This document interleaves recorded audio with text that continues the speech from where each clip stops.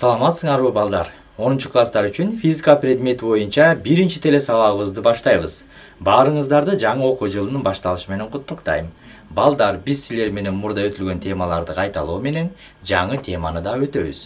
Ошондуктан ар бириңер дептер, калем саптарыңарды даярдап, көңүл булуп телевизорго жакыныраак отургула.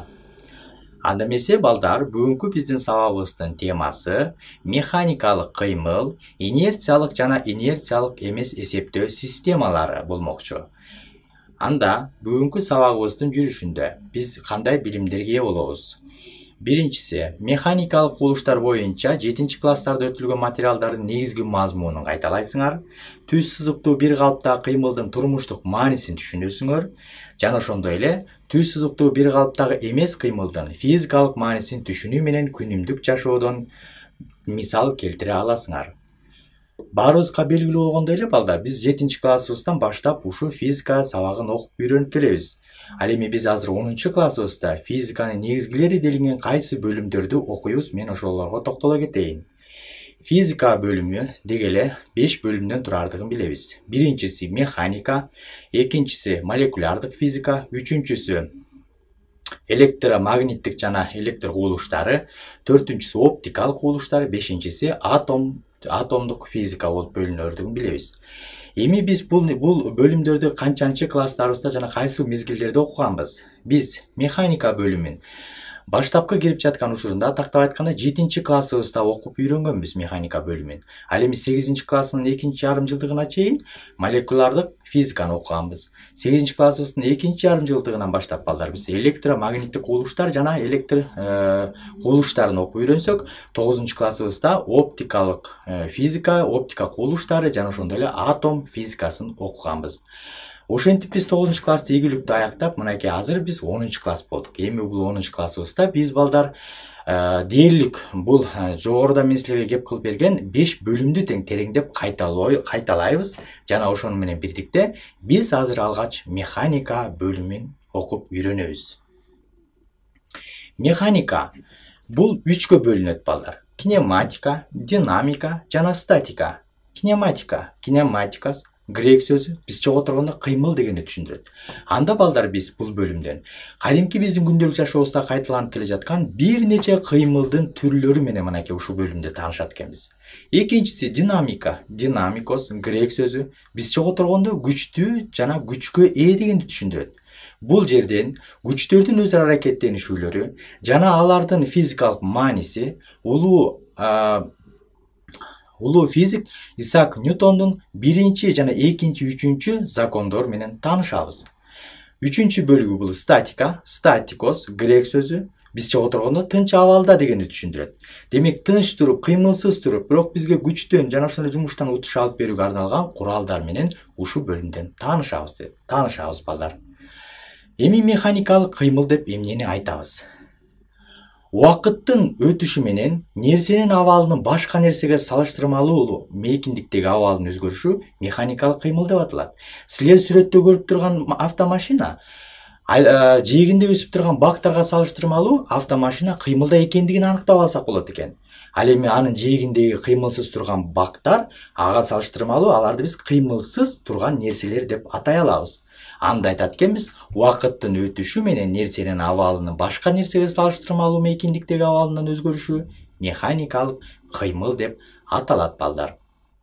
Эгерде убакыттын ар кандай барабар аралыгында нерсе бирдей узундукту басып өтсө же бирдей которуш жасаса, анын кыймылынын бир калыпта кыймыл дейбиз. Эгерде траекториясы түз сызык болсо, анда ал бир калыптагы түз сызыктуу кыймыл болуп эсептелинет. Биз балдар траектория жөнүндө маалыматыбыз бар. Бул кандайдыр бир аралыкты биз басып өткөндөн кийинки артыбызда калган изибиз же бир узундук же кесиндини траектория деп атайбыз. Эми механикалык кыймыл канчага бөлүнөт? Механикалык кыймыл балдар 2ге бөлүнөт. Алар траекториясы боюнча жана ылдамдыгы боюнча. Траекториясы боюнча анын ичинен түз сызыктуу кыймыл жана ийри сызыктуу кыймыл болуп бөлүнүп кетсе, ылдамдыгы боюнча бир калыптагы кыймыл жана бир калыптагы эмес кыймыл болуп бөлүнүп кетет экен. Мынакей жалпы механикалык кыймылдын негизги делинген бөлүнгөн бөлүкчөлөрү мынакей ушулар. Биз балдар ушул нерселердин бардыгын жыйынтыктап биз азыркы өтүп жаткан кинематика бөлүмүнөн окуп таанышабыз балдар. Мисалы, үйүнөн мектепке түз келе жаткан окуучу түз жол менен 1 мүнөттө 20 метр, ал эми 2 мүнөттө 40 метр, 3 мүнөттө 60 метр жолду басып өттү дейли. Же Бишкектен Нарынга бара жаткан автобус 1 саатта 60 км, 2 саатта 120 км, 3 саатта 180 км аралыкты басып өтсө, аралыктары түз жол боюнча басып өткөн болсо, алардын кыймылдары түз сызыктуу бир калыптагы кыймыл деп эсептөөгө болот.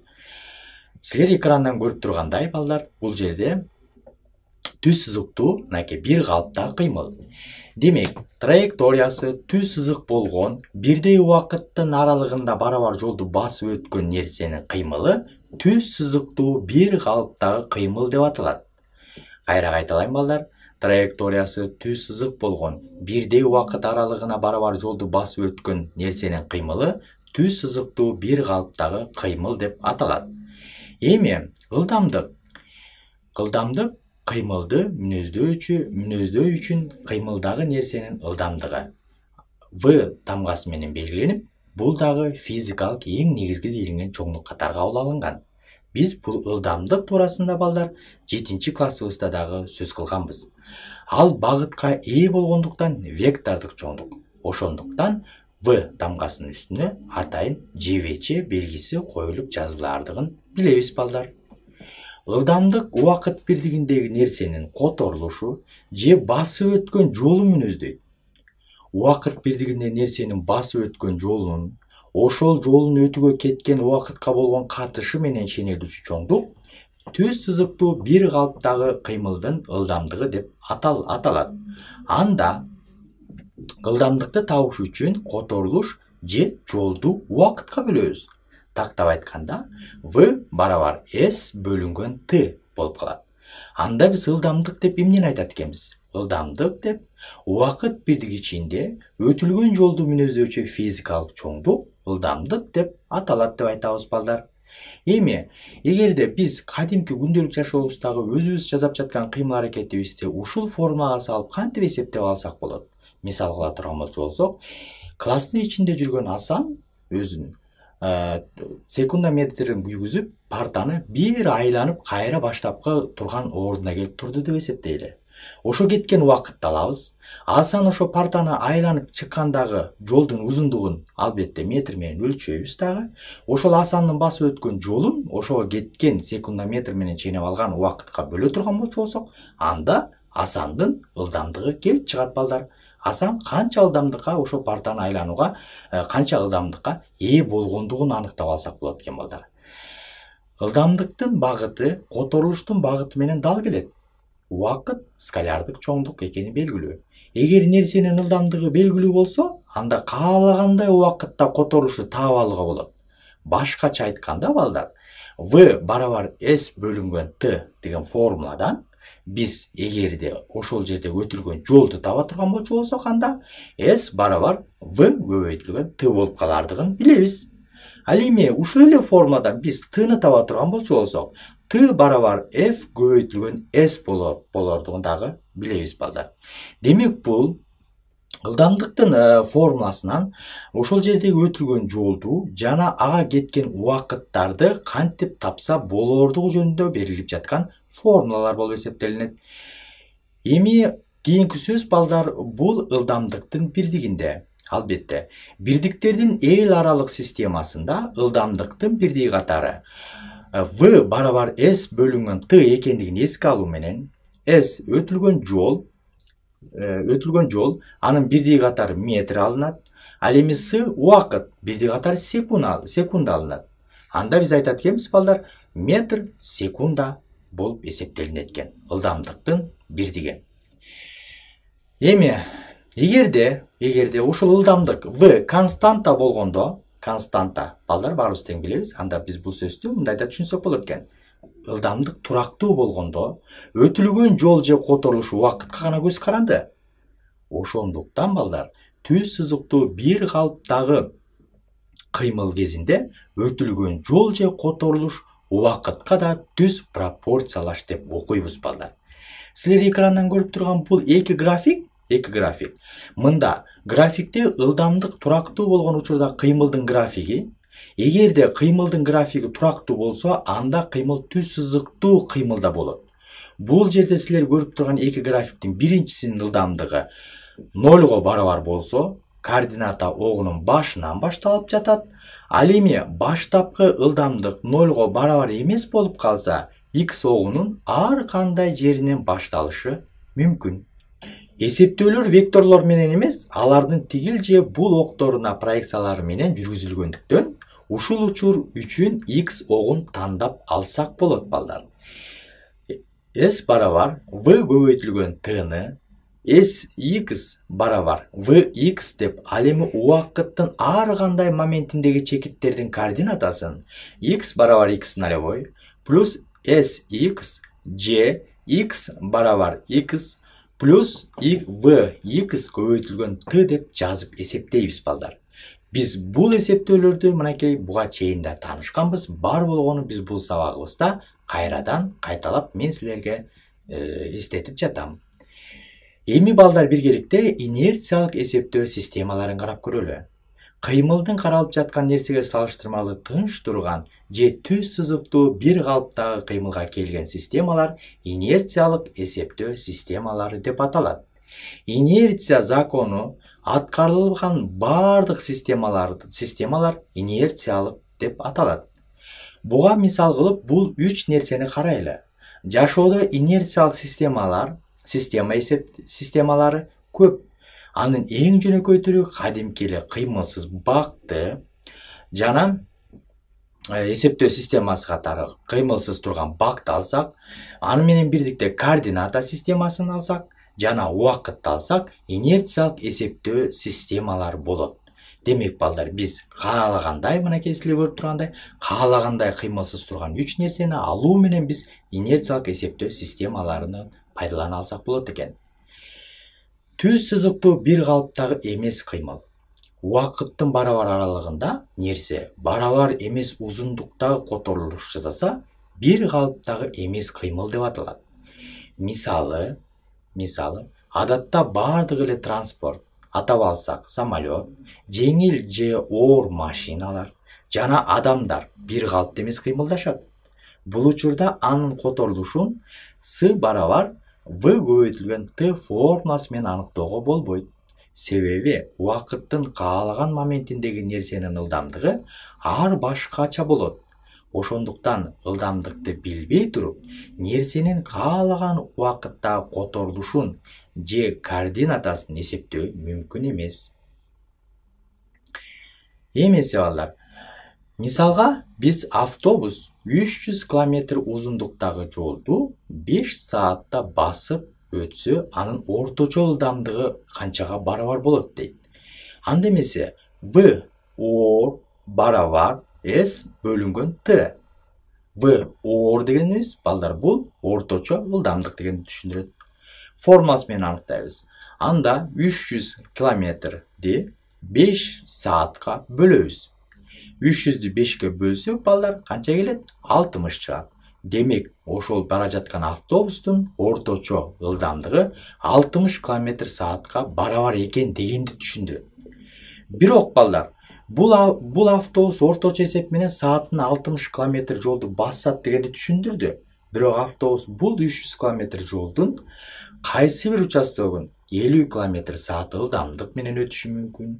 Же анын арасында бир нече убакыт токтоп турган болушу мүмкүн. Дейинкиси автобус 60 км ылдамдык менен же такырда жүрбөй да калышы да мүмкүн.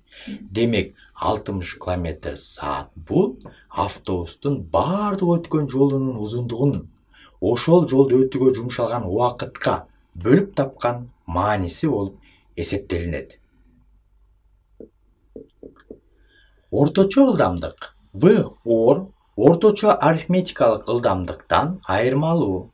айырмалуу. Башкача айтканда орточо арифметикалык ылдамдык v, албетте биз үстүнө жебечени коебуз балдар, барабар v плюс v нолевой бөлүнгөн 2 деген формула менен биз орточо ылдамдыкты ала алат экенбиз. V акыркы кыймыл кезиндеги ылдамдык. Ал эми v нолевой баштапкы кыймыл кезиндеги ылдамдык болуп эсептелинет балдар. Биздин бүгүнкү сабагыбыздын темасында дагы бир биз үчүн чоң жаңы түшүнүк бул кирпик какчактагы ылдамдык деп аталат. Убакыттын берилген моментиндеги же траекториясынын берилген чекитиндеги ылдамдык анын кирпик какчактагы кыймылы деп аталат. Анда бара жаткан машинаны биз А чекитинде 5 метр секунда ылдамдык менен, ал эми Б чекитинде 30 метр секунда ылдамдык менен жүрүп калды деп дейли. Демек бул чекиттердин А жана Б чекитинин ортосундагы айырмачылык эмне болуп эсептелинет экен? Бул ошо кирпик какчактагы ылдамдыкка барабар болуп калат экен. Мисалы, поезд светофордун жанына 90 км/саат ылдамдык менен өттү. Ок мылтыктан 70 км/саат ылдамдык менен учуп чыкты. Жана башка. Бул жерде мисалдар биздин күндөлүк жашообузда аябай көп кездешет балдар. Демек балдар, убакыт канча кыска болсо, өтүлгөн жол ошончолук кичине болот. Да кирпик какчактагы кыймылдын ылдамдыгын аныктоого болот экен балдар. Эмесе, жогоруда өтүлгөн формулалардын негизинде маселе чыгарып көрөлү. Маселе чыгараар алдында биз эмне кылышыбыз керек? Биз албетте биринчиден ал маселенин берилишин жакшылап окуп түшүнүшүбүз керек. Анда маселенин берилишине көңүл бөлөлү. Жөргөмүш 0,2 метр секунда турактуу ылдамдык менен түз сызык боюнча жөргөлөп 10 секундада канча жолду өтөт дейт. Демек бул жерде эмне жөнүндө кеп болуп жатат балдар? Жөргөмүштүн басып өткөн жолун табышыбыз керек экен. Эмесе, анда берилишин жазабыз. Берилишин жазгандын шарттарын билебиз балдар. Кеттик анда. V барабар 0,2 метр секунда. Бул жөргөмүштүн ылдамдыгы. Ал эми жөргөмүштүн убактысы, баскан убактысына кеткен. T барабар 10 секунда. Табышыбыз керек эмнени? Биз жөргөмүш басып өткөн жолду. Анда жазабыз балдар. S барабар сро. Формула дейбиз. Формулада жазып жатканда балдар эсибизде болсун. Биринчи негизги формуланы сөзсүз түрдө жазышыбыз керек. Биздин негизги формулабыз V барабар S бөлүнгөн T. Тактап айтканда, убакыт бирдиги ичинде өтүлгөн жолду мүнөздөөгүчү чоңдук ылдамдык дегендин формуласынан биз S-ти табабыз. Анда S барабар V көбөйтүлгөн T болот. Эми ушул S барабар V көбөйтүлгөн T деген формулага жогорудагы сан маанилерин коюп чыгарабыз. Кеттик анда. S барабар 0,2 метр секунда көбөйтүлгөн 10 секунда дейбиз. 0,2-ни көбөйтөбүз 10го канча чыгат? 2 чыгат. Секунда менен секунда жоюшуп метр өзү эле калат. Ошондо маселенин жообу 2 метр болду. Эмне үчүн метр калды деп ойлойсуңар? Себеп дегенде, секунда менен секунда биринчиден жоюшуп кеткендиктен, экинчиден өтүлгөн жолдун бирдиги катары метр алынаардыгын билебиз балдар. Демек жообу 2 метр экен. Бул эмне дегенди түшүндүрөт? Анда ал басып өткөн жөргөмүш эгерде 0,2 метр секунда ылдамдык менен кетип бара жатса, 10 секунда ичинде канча жолду басып өтүптүр? 2 метр жолду басып өтүптүр. Азаматсыңар балдар. Анда эмесе, кийинки маселебизге көңүл бөлөбүз. Кийинки маселеге даяр болсоңуздар, анда баштайлы.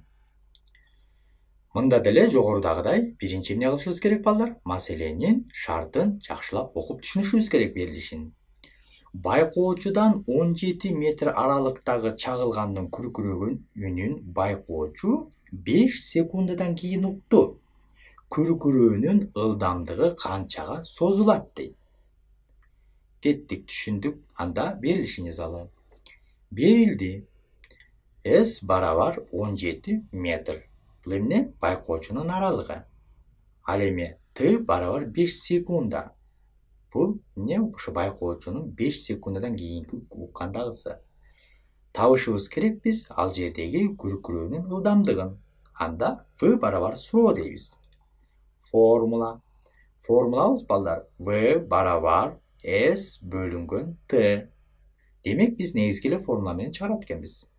Чыгаруу V барабар 17 метр бөлөбүз канчага? 5 секундага.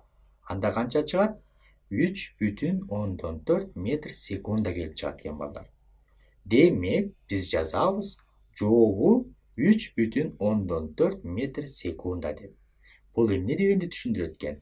Ушу байкоочу 17 метр аралыкта чагылган күркүрөөнүн байкаганда 5 секундадан кийин күркүрөөнүн ылдамдыгы канчага созулат дегенди түшүндүрөт экен? 3,4 метр секундага созулат дегенди түшүндүрөт экен. Мынакей балдар, мен жогоруда келтирген эки мисалды тең жакшылап түшүндүк деп ойлойм. Эми калган ушул эле китебибиздин биринчи маселесиндеги калган көнүгүүлөрдү дагы өз алдынча иштесек болот балдар. Биз бүгүнкү сабагыбызда эмнелерди алдык? Биз бүгүнкү сабагыбызда балдар механикалык кыймыл деп эмнени айтат экенбиз? Мынакей ушул нерсеге токтолдук. Түз сызыктуу бир калыптагы кыймыл жөнүндө сөз кылдык. Жана ошону менен бирдикте ылдамдык менен дагы тереңдеп тааныштык. Андан сырткары инерциялык эсептөө системалары жана орточо ылдамдык эмне экендигин билдик. Ошондой эле кирпик какчактагы ылдамдык туурасында кеп кылдык балдар. Урматтуу окуучулар, бүгүнкү өткөн тема боюнча окуу китептериңерди, материалдарды өз алдынча окуп чыгып көнүгүүлөрдү аткарганга аракеттенгиле. Кийинки сабагыбыздан көрүшкөнчө сак саламатта калгыла. Көңүл бургандарыңыздар үчүн чоң рахмат.